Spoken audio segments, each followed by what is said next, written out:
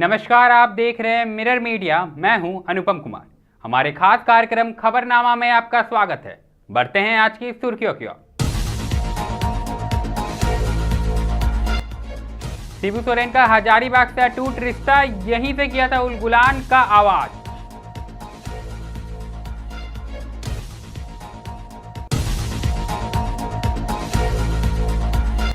गोविंदपुर में बड़ा हादसा, पुल से नीचे गिरा सामान लदा ट्रेलर, 2 दिन बाद रेस्क्यू शुरू।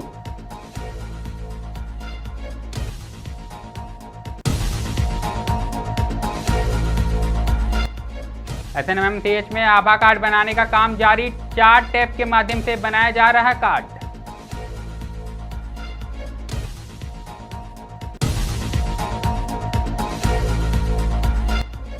एसएनएमसीएच में रेफर कागज को लेकर हंगामा, घायल मरीज को रांची भेजने में हुई देरी।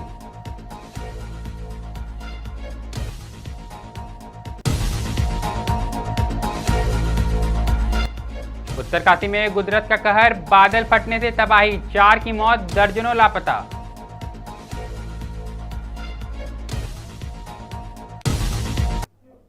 अब खबरें विस्तार से। झारखंड की राजनीति के दिग्गज और दिशोम गुरु के नाम से मशहूर शिबू सोरेन अब हमारे बीच नहीं है, लेकिन उनका संघर्ष और सादगी से भरा जीवन झारखंड की मिट्टी में हमेशा जीवित रहेगा। उनका नाम आते ही संघर्ष, सादगी और संकल्प की एक ऐसी गाथा सामने आती है जो हर किसी को प्रेरित करती है। गुरुजी का हजारीबाग से एक बेहद गहरा नाता रहा है। खासकर रामगढ़ के नेमरा गांव की मिट्टी से उपजे इस महानायक ने यहीं से सामाजिक चेतना और आंदोलन की लोह जलाई थी।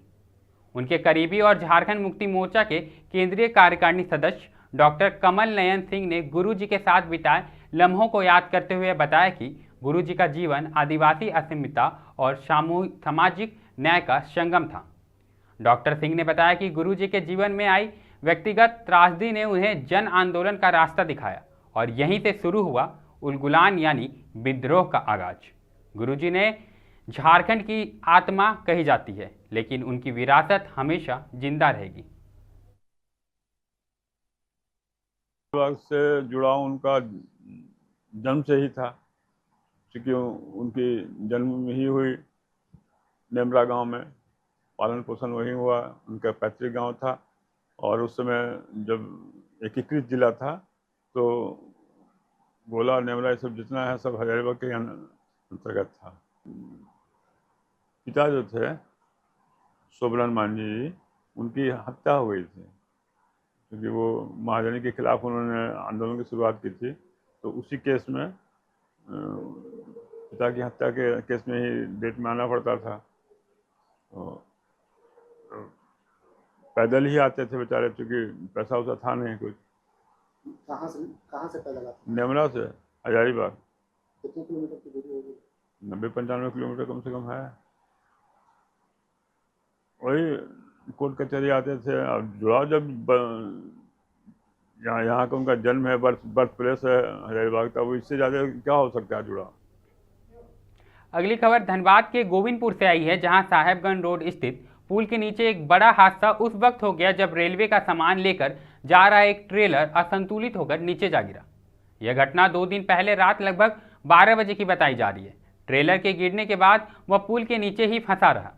स्थानीय लोगों ने बताया कि ट्रेलर असंतुलित हो गया और सीधा नीचे जा गिरा, जिससे कोई जान माल की क्षति नहीं हुई। हादसे के बाद प्रशासन को सूचित किया गया और 2 दिन बाद मंगलवार को मौके पर बड़ी क्रेन मंगवाकर ट्रेलर को निकालने का काम शुरू किया गया।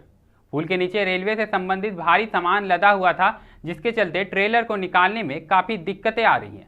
फिलहाल प्रशासन और स्थानीय पुलिस की देखरेख में ट्रेलर हटाने का काम किया जा रहा है। परसों का दिन गिरा है, परसों का दिन 12 बजे रात। हाँ, निकला नहीं निकला। आज निकल ये कलकत्ता से आ रहा था। ये जा रहा था, शायद बिहार जा रहा था। क्या था रेलवे का माल है। हाँ। तो ऐसा लेट क्यों 2 दिन बाद? 2 दिन प्रोसेस में लगा हुआ है, थाना क्लियर हुआ, किरान उरान आया तो समय लगेगा ना। 2 दिन हाँ, हुआ रात में कैसे कर सकते हैं ड्राइवर को, मतलब कि कोई गाड़ी अचानक ब्रेक मार दिया, इस तरह से हो गया। अगली खबर धनबाद के एसएनएमसीएच से आई है, जहां ओपीडी में मरीजों का आयुष्मान भारत स्वास्थ्य खाता बनाने की प्रक्रिया जारी है। एसएनएमसीएच के अधीक्षक डॉक्टर डीके गिंदोरिया ने कहा कि मरीजों की सहूलियत के लिए यहां ओपीडी में आभा कार्ड का काउंटर बनाया गया है। इस काउंटर की मदद से मरीज अपना आभा कार्ड बना सकते हैं। फिलहाल कुल 4 टैब के माध्यम से मरीजों का आभा कार्ड बनाया जा रहा है। अस्पताल में आने वाले 100% लोगों का कार्ड बनाने का काम किया जा रहा है। बता दें कि आभा कार्ड में अपनी पहचान दर्ज कराने वाले मरीज QR कोड स्कैन कर डॉक्टर की पर्ची प्राप्त कर सकेंगे। इस सुविधा के तहत अस्पताल में रजिस्ट्रेशन के लिए मरीजों को लंबी कतार लगने की जरूरत नहीं होगी। इसके अलावा अन्य कई फायदे भी उन्हें मिलेंगे। हम लोग आभा पर पूरी तरह से लगे हुए हैं। हम जब ज्वाइन किए थे उस समय हमारा 40% का रेशियो था, अभी हम 100% 98% पर चल रहे हैं। मानिए जितने पेशेंट मेरे पास आ रहे हैं हम लोग करीब करीब सबका आभा कार्ड कर रहे हैं। यह सरकार की एक योजना है जिसके द्वारा वो डिजिटल हेल्थ जिसको हम लोग बोलते हैं, ये सब चीज़ आपके पास रिकॉर्ड होगा। इसको बढ़ावा देने के लिए हमने ज़्यादा आदमियों की व्यवस्था की है जो आभा कर सके।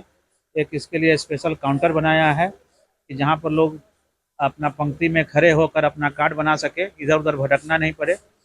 और स्टाफ को भी इसके लिए अलग से हमने टैब की सुविधा दी है कि जिनके पास में अगर मोबाइल नहीं है तो वो टैब से उनका OTP ले सकते हैं। शुरुआती दौर में देखा जा रहा था कि लोगों को मोबाइल की बड़ी परेशानी आ रही थी ग्रामीण क्षेत्रों के लोगों को। उससे निपटारा के लिए क्या कुछ किया गया, क्या कुछ लाया गया? हमने 4 टैब लोगों को प्रोवाइड किया है। जैसे 2 टैब यहाँ रहे, एक PG ब्लॉक में रहे, एक इमरजेंसी में रहे, जिससे कोई भी मोबाइल के बिना ऐसा नहीं है कि आभा नहीं बना सके। तो पहला टारगेट पर हम लोग सक्सेस हुए हैं। अब इसके आगे विस्तार की भी पर हम लोग वर्क कर रहे हैं, जिसके तहत हमने पूरे हॉस्पिटल में BSNL का वाईफाई लगवा दिया है और इसका नेक्स्ट चरण में हम आगे बढ़ रहे हैं। अगली खबर भी SNMMCH से ही आई है, जहां ICU में मंगलवार को उस वक्त हंगामा हो गया जब गंभीर रूप से घायल मरीज को रांची रेफर करने के लिए जरूरी कागजात नहीं मिलने पर परिजनों ने विरोध जताया। दरअसल करीब 50 वर्षीय छम्मन सोनकर धनबाद रेलवे स्टेशन के प्लेटफॉर्म संख्या 1 पर सोमवार रात अचानक गिरकर घायल हो गए थे। पहले उन्हें रेलवे अस्पताल में फिर SNMMCH लाया गया। हालत गंभीर होने पर डॉक्टरों ने रांची रेफर करने की सलाह दी, लेकिन रेफर कागज की प्रक्रिया में देरी होती रही। परिजनों का आरोप है कि समय पर कागज मिल जाता तो मरीज को बेहतर इलाज के लिए रांची भेजा जा सकता था। मजबूरी में उन्होंने ICU में विरोध प्रदर्शन करना पड़ा। छम्मन सोनकर नोहाटी के निवासी है और धनबाद हेड पोस्ट ऑफिस के पास फल की दुकान लगाते हैं।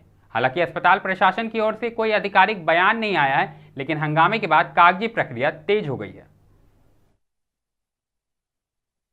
उनका गार्जियन कोई नहीं था, वहाँ पर गिर गए थे। गिरने के बाद वहाँ सुबह में हम लोग को 8 बजे पता चला, तो आए तो रेलवे अस्पताल ले गए और रेलवे अस्पताल से रेफर किए PMCH।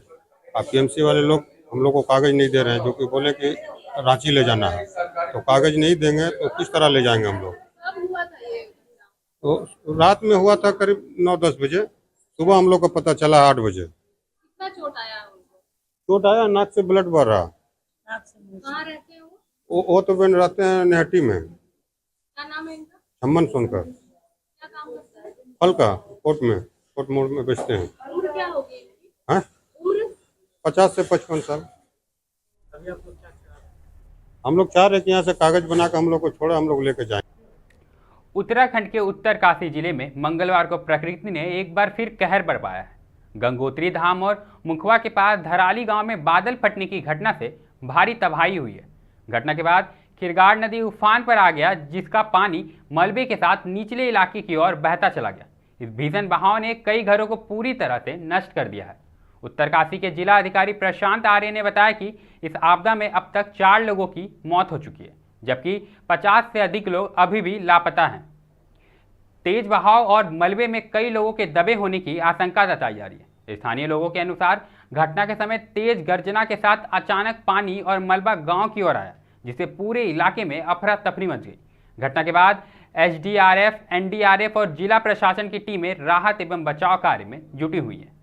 वहीं मुख्यमंत्री पुष्कर सिंह धामी ने इस घटना पर गहरा दुख व्यक्त करते हुए X पर लिखा कि धराली क्षेत्र में बादल फटने की घटना सामने आई है, जिसे अत्यंत दुख और पीड़ादायी बताया। सभी राहत टीमें युद्ध स्तर पर जुटी हुई है। प्रभावित लोगों को हर संभव मदद की जाएगी।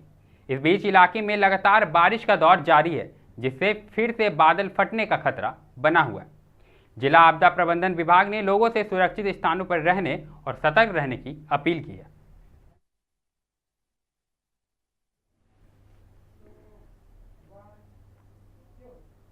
खबरनामा में अभी के लिए फिलहाल इतना ही। ऐसी तमाम खबरों से हम आपको अवगत कराते रहेंगे।